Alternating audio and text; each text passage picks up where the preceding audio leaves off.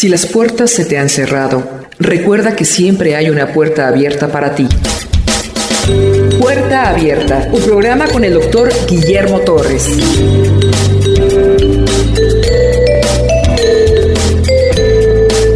Iniciamos hoy con el Evangelio de San Marcos.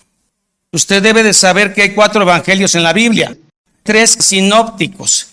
¿Cuál es el que no es sinóptico? El de Juan. ¿Cuáles son sinópticos? Marcos, Lucas y... ¿Qué quiere decir sinóptico? Sin es compañía, opsos ver en conjunto. Cada uno de estos 3 evangelios está viendo lo mismo, pero desde un ángulo diferente. La misma escena, pero desde un ángulo diferente. Eso quiere decir sinóptico. El primer evangelio que se escribe cronológicamente es el evangelio de Marcos. Fue escrito probablemente poco antes de la muerte de Pedro. Hablamos del año 50 a 60. Y fue escrito por un hombre que no conoció a Jesús. Juan Marcos no conoció a Jesús. Se piensa que los 3 evangelios que restan toman la fuente de Marcos y toman también otra fuente desconocida, fuente Q, que en alemán quiere decir fuente. ¿Cómo es posible que los 3 evangelios estén copiando del evangelio de alguien que no conoció a Cristo? Por eso el evangelio de San Marcos ha sido tan atacado, tanto que se dice que los últimos versículos del evangelio de Marcos no están en los originales. Tratan del que Cristo resucitó.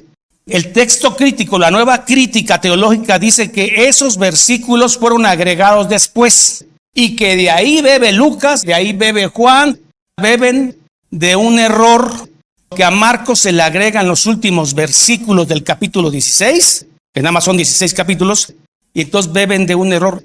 No estamos de acuerdo.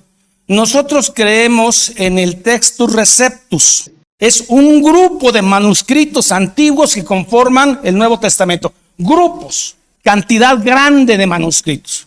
Pero el texto crítico, que es el que dice que en Marcos no vienen estos versículos, el texto crítico es lo aprobado actualmente. Ponen en duda donde se habla de la resurrección de Cristo. Nosotros creemos en el Textus Receptus.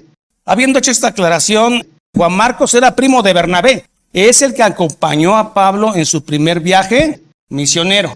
Iba Pablo, iba Bernabé y un joven adolescente llamado Juan Marcos, pero Juan Marcos en Perge los abandona y se regresa a su casa con su mamá en Jerusalén.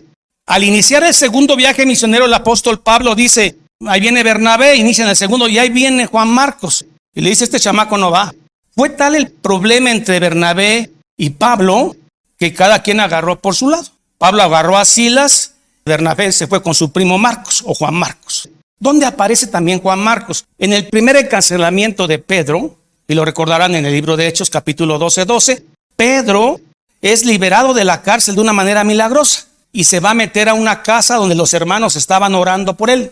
Esa casa, que era una casa de gente rica, era de la mamá de Marcos. Marcos es joven en este momento, pero Marcos, como la mayoría de nosotros, maduramos a través de los años. Y también los cristianos van madurando a través de los años. El que no es cristiano se va echando para atrás y se va. Pero Marcos madura. En la primera carta de Pedro, 5:13, Pedro le dice, mi hijo. Pablo lo perdona, porque en la segunda carta a Timoteo dice, mándeme a Juan Marcos, que me es útil. Marcos maduró como muchos de nosotros. Pedro, que había negado al maestro, que después de negar al maestro es perdonado. ¿Quién mejor que él para consolar a este hombre que tuvo miedo en el primer viaje misionero? Y en Perge dije, ahí se ven, yo me voy a casa. El Evangelio de Marcos, capítulo 1, verso 1. Principio del Evangelio de Jesucristo, Hijo de Dios. Puede ser el título del Evangelio. Buenas nuevas. Primera vez que se usa la palabra evangelio en un tema teológico. El que inicia el estilo literario teológico es Marcos. Marcos, digamos que establece una forma de escribir que nunca se había ocupado anteriormente en el Antiguo Testamento. Una narrativa impresionante y bellísima la que tiene Marcos. Ese estilo literario teológico es copiado por los demás evangelistas, el estilo, incluyendo Pablo y Pedro, una narrativa con geografía. Inicia diciendo que inicio de las buenas nuevas. Primera vez que se usa esta palabra que es evangelus, porque solamente se usaba para términos militares. Una batalla era ganada, venía un evangelus a dar la buena noticia de que se había ganado. Y es la primera vez que se mete en un tema teológico. El evangelio, la buena nueva, ganamos, somos perdonados en Jesucristo. ¿Y quién es Jesucristo? Es el Hijo de Dios. Ahí puede usted delimitar todo el evangelio. Principio, Hijo de Dios, están perdonados. Y como se acostumbra en las guerras, normalmente cuando un rey iba a pasar por una calzada romana, mandaba a un mensajero antes. A veces esas carreteras sufrían allanamientos. Él mandaba a limpiar. Si había un chipote lo rellenaba, si había un alzamiento lo escarbaba y dejaba las calles perfectas porque venía el rey. Y este es el papel que está haciendo Juan el Bautista. Limpiar la carretera. Todo lo que está chipotudo que se enderece y todo lo que está hueco que se rellene porque viene el rey. Ese es el propósito, que aparezca un hombre rudo en el desierto gritando arrepentíos porque el reino de Dios se ha acercado. Principio del evangelio de Jesucristo, Hijo de Dios. Como está escrito, siempre que vea como está escrito, es una alusión al Antiguo Testamento. Y va a meter dos profecías rápidamente, de manera muy ágil. Marcos mete la profecía de Malaquías y mete la profecía de Isaías. Malaquías dice: he aquí, yo envío mi mensajero delante de tu cara. O sea, va la cara del rey en la carretera, pero hay un mensajero que va limpiando toda la calle, allanando todo, limpiarse de pecados. Prepárense porque viene el rostro del rey. Y esa es una cita de Malaquías. He aquí, yo envío mi mensajero delante de tu faz, el cual preparará tu camino delante de ti. Y viene otra cita, Isaías 43. Voz que clama en el desierto. Juan el Bautista, de él estaba hablando Isaías 600 años atrás. Preparad el camino del Señor, enderezad sus sendas. Después de 400 años de silencio, Malaquías es escrito 400 años antes que aparezca Juan el Bautista. En esos 400 años Dios no envía a ningún profeta ni habla a su pueblo. Aparece en Jerusalén un tipo que extrañamente se viste como Elías, piel de camello y cinturón de cuero, y tiene el carácter de Elías. Este hombre empieza a causar un revuelo cerca de Jerusalén, a orillas del Jordán y en los vados de Jericó, terrible, que todo Judea se inquieta, tanto que aún las autoridades religiosas de Jerusalén mandan a ver quién es ese tipo. Quiero indicarles en este mapa en dónde se encontraba Juan el Bautista. Jerusalén está aquí. Hay unas provincias, una es Judea, y en la provincia de Judea está Jerusalén. Luego está una provincia que es Samaria. Y arriba está otra provincia muy interesante que tiene muy mala fama, Galilea. Todo lo que viene de Galilea o es sucio, es corriente, o es pobre, o es taitista y revoltoso y revolucionario. De lo peor, Galilea. Y luego, Perea. Pero yo lo que quiero que vean que dentro de Galilea está el mar de Galilea. El Bautista no está arriba. El Bautista viene a echar pleito abajo. Mire, donde está Jerusalén, donde está el templo de Herodes, donde están saduceos, fariseos, esenios, herodianos, la crema innata de la región. Ahí se va a echar pleito, porque esa religión es caduca, es tipo y sombra. Ahora, el tema es arrepentíos, porque el reino de Dios se ha acercado. arrepentíos, confiesen sus pecados y bauticen en el nombre que viene atrás, que no soy digno de desatar sus agujetas. 400 años de silencio. Y de pronto sale un hombre parecido a Elías que empieza a gritar que hay que arrepentirse todos, incluyendo sacerdotes, incluyendo saduceos y fariseos. No importa el rango, hay que arrepentirse. Malaquías 4:5 es el último versículo del Antiguo Testamento. He aquí yo os envío el profeta Elías. Recuerden que los judíos estaban esperando que viniera un profeta. De hecho, ellos no bebían una copa, de las copas que ponían, no bebían una porque era para Elías. Esa no se la bebía nadie, porque estaban esperando al profeta Elías. He aquí yo os envío el profeta Elías, antes que venga el día de Jehová grande y terrible. Y así termina el Antiguo Testamento. Y de pronto aparece un tipo que tiene las características de Elías y que está anunciando que atrás viene uno mayor que él. Pero va a suceder algo extraño. Hay alguien en los momentos que Juan el Bautista está bautizando a todos los pecadores. Hay alguien que se desprende de Galilea, específicamente Nazaret, camina 112 kilómetros y se acerca a los vados de Jericó o el Jordán y empieza a hacer fila entre los pecadores. Había multitudes que se acercaron a pedir perdón. Y dentro de ellos hay un hombre particular que, pues la gente que lo conoce sabe que es carpintero, haciendo fila. Y de repente quedan frente a frente Jesús y Juan el Bautista. Marcos no dice nada de la objeción, pero Mateo sí dice. Juan el Bautista le dijo, no puedo bautizarte porque no tienes pecado. Es mejor que tú me bautices a mí. Y Jesús dice, déjalo porque así conviene ahora. Y Jesucristo, que no tiene pecado, se bautiza. Cuando el bautismo significa arrepentimiento de pecados. La pregunta es entonces, ¿por qué se bautiza a Jesucristo si no tiene pecado? La respuesta es porque se identifica con el hombre pecador al que va a redimir en la cruz. Es por eso que Cristo se bautiza. 4. Bautizaba a Juan en el desierto y predicaba el bautismo de arrepentimiento para el perdón de pecados. Y salían a él toda la provincia de Judea. ¿Qué ciudad importante está en la provincia de Judea? Jerusalén. Y ahí el templo, el centro de toda la religión. Toda Judea, que incluye Jerusalén, se acercó a ese gran arrebatamiento espiritual que estaba generando un hombre vestido de cinturón de cuero y pieles de camello. Bautizaba a Juan en el desierto y predicaba el bautismo de arrepentimiento para el perdón de los pecados. Y salían a él toda la provincia de Judea, incluyendo todos los de Jerusalén.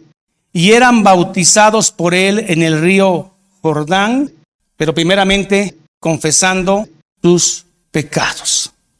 ¿Cuándo se toma usted la medicina? Cuando usted sabe que está enfermo. Cuando usted reconoce que está enfermo, se va a tomar la medicina que el doctor le está dando. Pero si usted no reconoce que está enfermo, aunque tenga cáncer, le dan la medicina y dice, está por demás, doctor, yo estoy sano. Jesús dijo, yo vine a los enfermos, no vine a los sanos. Y salían a él toda la provincia de Judea y todos los de Jerusalén, y eran bautizados por él en el río Jordán, confesando sus pecados. Si tú te arrepientes, verás la gloria de Dios. Si tú te arrepientes, verás la soberanía de Dios. Y la gente dice, ¿pero de qué? ¿Arrepentirme de qué pecado o qué? ¿De qué tengo que arrepentirme? No reconocen que están enfermos. No se conocen espiritualmente. Son ciegos. Están muertos. El bautista no bautizaba, sino te confesabas como un pecador. ¿Usted cree que el fariseo y saduceo iban a decir eso ante Juan el Bautista?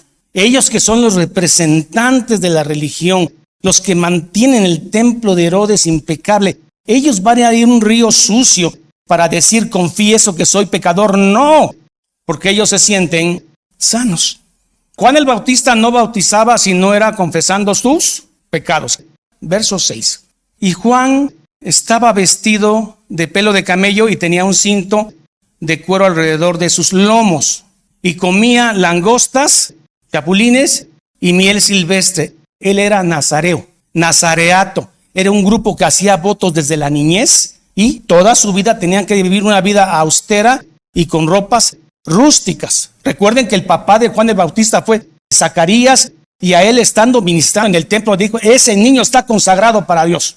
Pero si mi mujer ya es vieja, Elizabeth va a estar embarazada.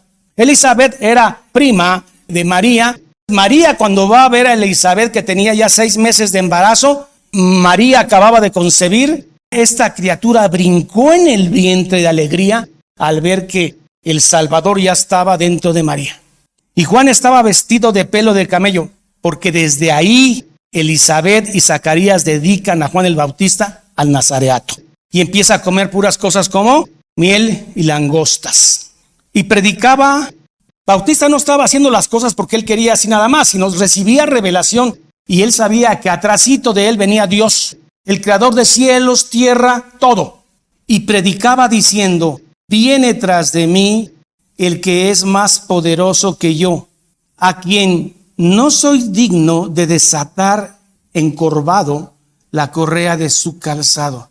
El mero, el Rey de reyes, Señor de señores. ¿Y qué estaba haciendo el Señor de señores? Haciendo fila para bautizarse como si fuera un pecador, identificarse con el pecador para así salvarlo. 100% humano, 100% divino. Yo la verdad bautizo con agua, pero el que viene atrás de mí los bautizará con el Espíritu Santo. Cuando alguien cree en Jesucristo, es bautizado en el Espíritu Santo, porque el Espíritu Santo llega a morar en nuestra persona. El nuevo pacto. Y nadie enseñará a su hermano: todos me conocerán, viviré y habitaré entre ellos. Aconteció en aquellos días que Jesús vino de Nazaret de Galilea, 110 kilómetros del norte se desprende la mala fama que tiene Galilea. Alguien dijo: ¿podrá salir algo bueno de Galilea? Y después fue apóstol. Vino de Nazaret de Galilea y fue bautizado por Juan en el Jordán. Marcos omite el diálogo, pero Mateo sí dice el diálogo que hay entre el Bautista y Jesús, que Jesús dice: es necesario que me bautice. 10. Jesús es bautizado, es el Hijo de Dios, es Dios, no tiene pecado. Se sumerge y de pronto emerge del agua. Luego, cuando subía del agua, vio abrirse los cielos. El original es desgarrar, como alguien desgarra una cortina. Y hay un testimonio óptico, algo que se ve, que parece paloma, y algo que se oye: este es el Hijo en cual tengo complacencia. En Génesis, cuando dice que el Espíritu de Dios se movía sobre la faz del abismo, ese movía es revoloteaba, aleteaba como paloma. Es así como se movía el Espíritu de Dios en la faz del abismo, en Génesis, como una paloma. Por eso, la similitud de esta ave en este testimonio: cuando el cielo es desgarrado, baja una paloma y se oye una voz: este es mi Hijo en el que tengo complacencia. El bautismo de Jesús en Isaías 42:1. Todo está en el Antiguo Testamento. Inmediatamente el Espíritu mete a una prueba a Jesús, la tentación de Jesús. Inmediatamente después del bautismo es llevado por el Espíritu al desierto y comienza un ayuno de 40 días que solamente lo ha soportado Elías una vez y Moisés 2 veces. Y Jesús se mete a un ayuno de 40 días, solo agua. ¿Qué es estar 40 días sin comer? Solo, en un desierto de fieras, dice Marcos. Y solo los ángeles le ministraban, le decían: ánimo, Señor. Y en esos 40 días se presenta 3 veces el adversario, Satanás. 3 tentaciones, de las cuales Jesucristo sale victorioso. Las 3 tentaciones. ¿Cuáles fueron estas?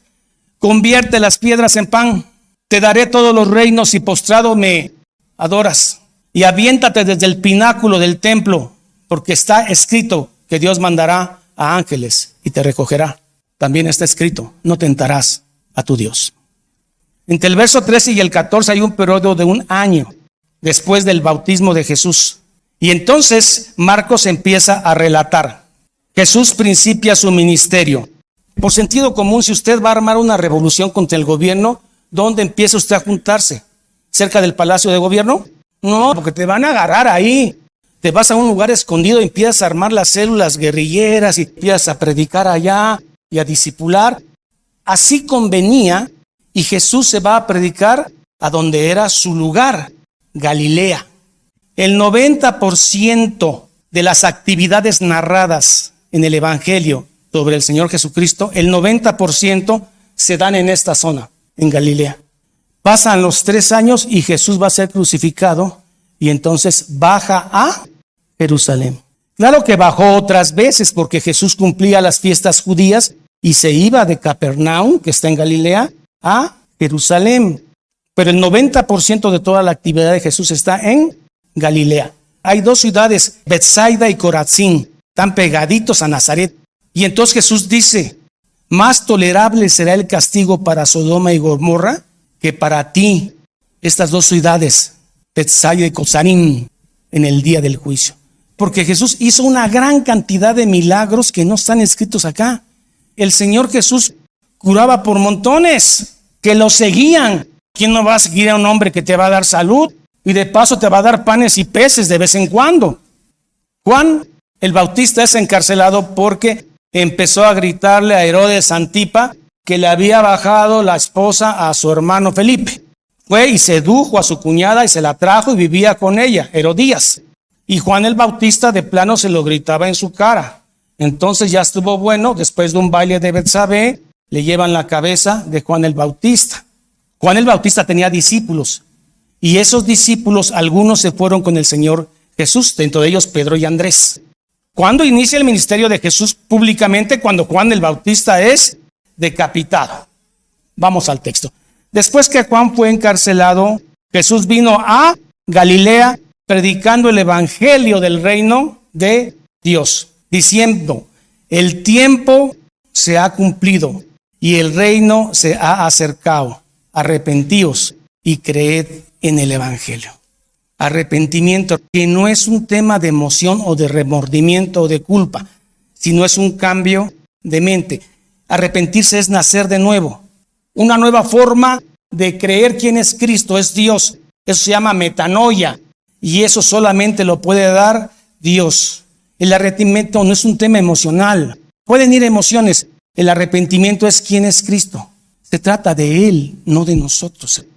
El importante aquí no somos nosotros, es Él. Vamos a empezar a recoger discípulos. Van por gente común, gente que se gana la vida pescando, que no aprobaron por su capacidad llegar a ser saduceos y fariseos porque era muy difícil el examen. Vayamos por gente común. Jesús empieza a pasear a la orilla del lago de Galilea y ve a 2 hermanos, Pedro y Andrés.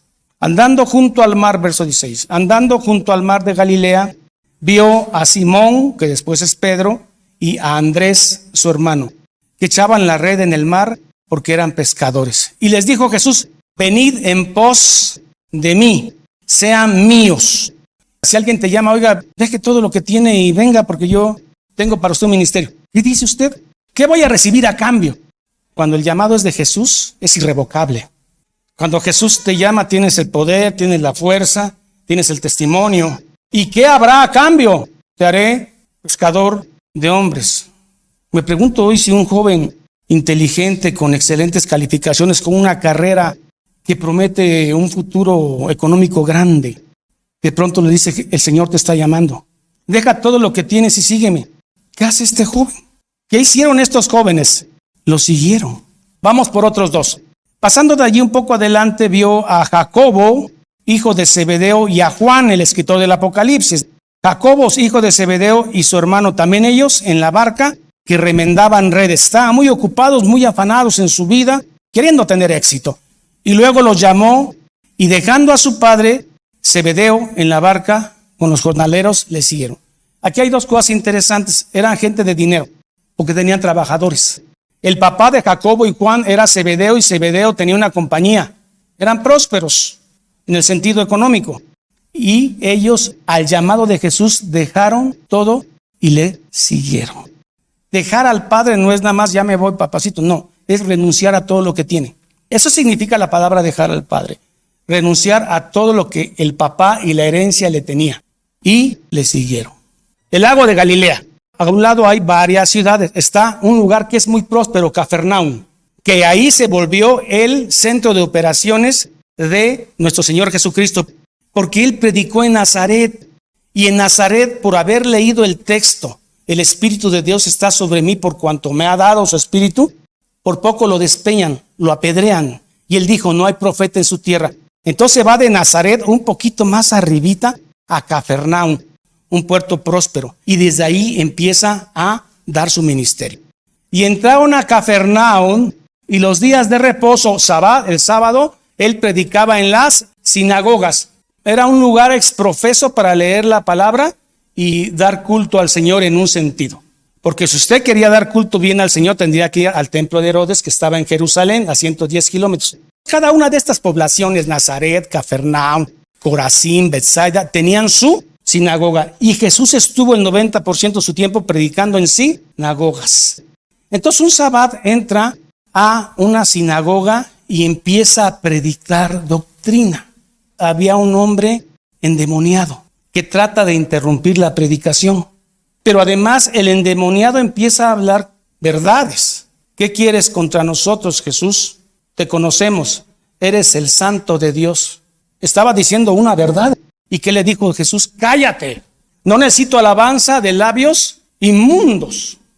Porque había tanto poseído en esa época. En el milenio Satanás es atado. Nosotros que somos amileniales creemos que el milenio ya está corriendo. Satanás está atado y podemos predicar en cualquier nación, ya no nada más en Israel. Eso se refiere a Satanás atado, no aniquilado. Satanás tiene actividad, no está aniquilado, pero está atado. Pero antes de Jesús había poseídos. Mucho grupo pentecostal quisiera que todo esto fuera así para que te reprendo y sale una bola de demonios y luego a la semana hay que volverlos a reprender porque regresaron. Y ese fue el show, todo con tal de no predicar la palabra. Entrando en la sinagoga enseñaba y se admiraban todos de su doctrina, porque les enseñaba como quien tiene autoridad y no como los escribas. Los escribas siempre estaban citando a rabinos, Shammán, Hillel, pero este trae otra doctrina. Estaban embelesados con lo que estaba diciendo del reino de Dios, pero había en la sinagoga de ellos un hombre que probablemente asistía cada sabbat. Y cada vez que se daba esas predicaciones rabínicas, se levantaba y decía, así sea, amén. Pero esta doctrina lo estaba lastimando, porque era doctrina pura. Tan no la pudo soportar que tuvo que gritar, interrumpir la predicación. Pero había en la sinagoga de ellos un hombre con espíritu inmundo que gritó, diciendo, ¿qué tienes con nosotros, Jesús Nazareno? ¿Has venido a destruirnos? Sé quién eres. Sí lo conocen. Sé quién eres, el Santo de Dios. Pero Jesús le dijo, cállate y sal de él. Y el espíritu inmundo, sacudiendo con violencia y clamando a gran voz, salió de él. Mateo agrega que hubo convulsiones. Al momento que sale el demonio, convulsiona este hombre ahí. Y todos se asombraron de tal manera que discutían entre sí diciendo, ¿qué es esto? ¿Qué nueva doctrina es esta? ¿Que con qué autoridad manda aún a los espíritus? Pero deja de eso, lo obedecen.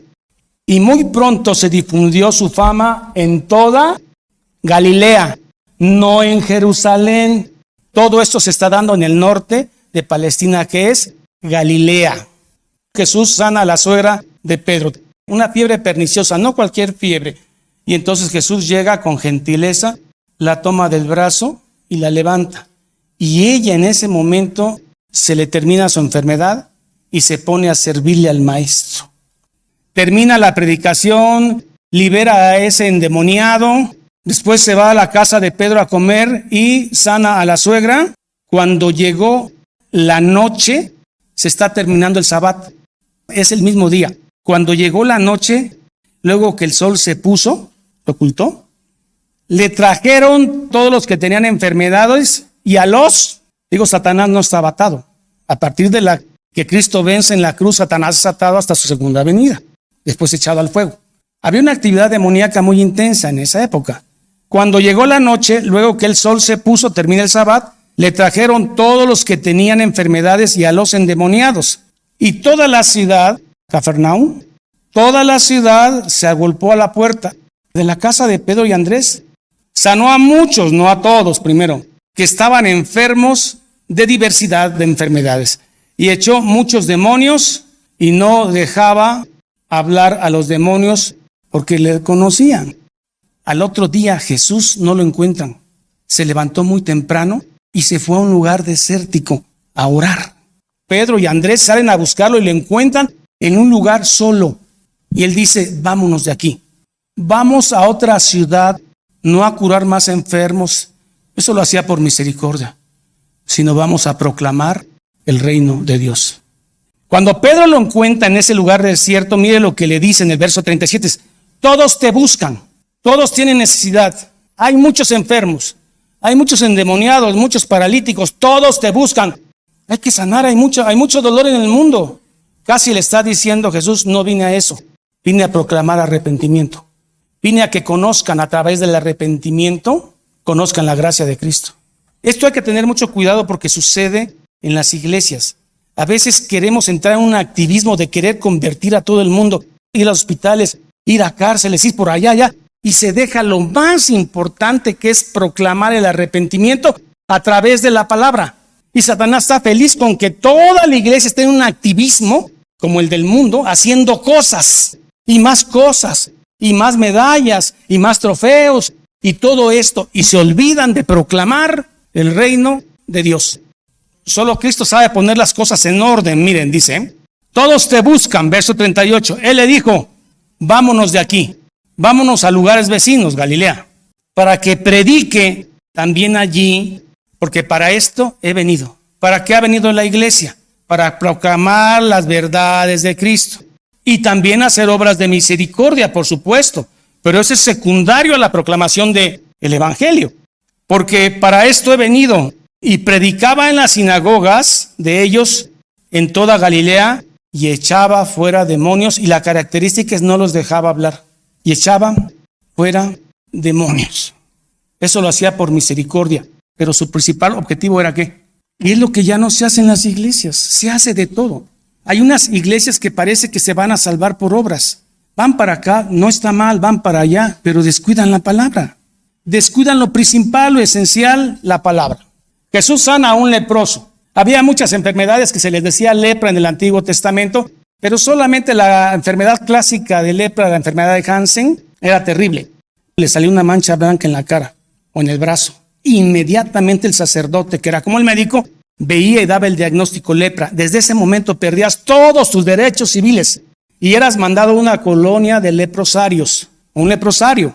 Dejabas de ver a tu esposa, perdías a tu esposa, tu dinero, tus hijos, nadie se te acercaba a 30 metros.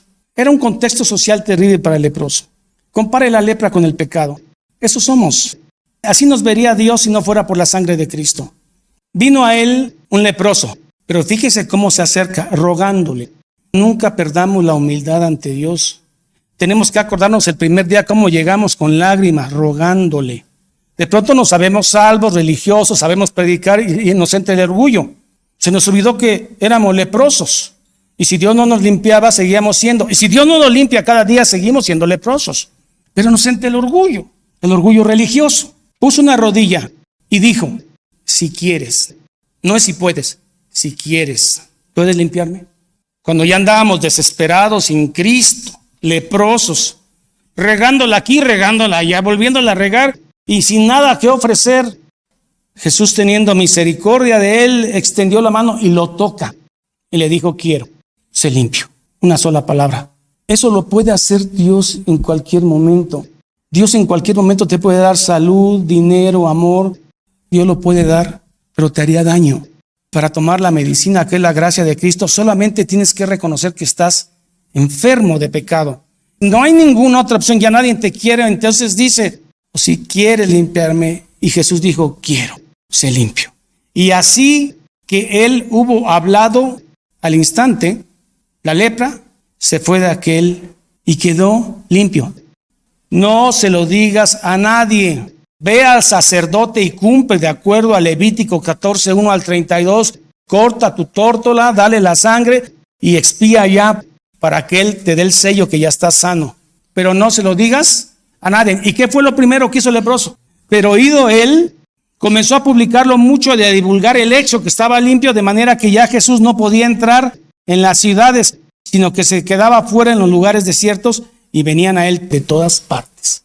O está muy agradecido, o es muy necio, o no obedece, o es tanto su amor por Cristo que empieza a hablar. Gratitud desacertada.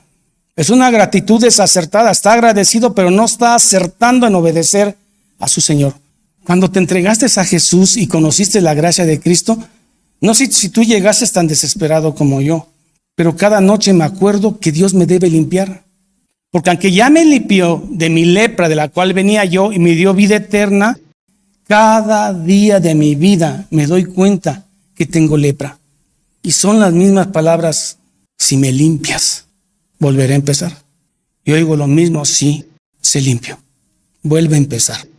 Pero necesitas saber que estás enfermo de pecado, que tus pecados ya han sido perdonados. No hay nada para el orgullo espiritual. Pensar que ya porque tengo 10, 15 años, soy predicador, ya no necesito pedir perdón. No, Señor, no quiero eso para mí. Esa lepra no la acepto. Señor mi Dios, gracias, porque a través del inicio del estudio de este Evangelio de Marcos, empezamos a ver que, aunque ciertamente ya hemos sido perdonados, necesitamos del perdón todos los días.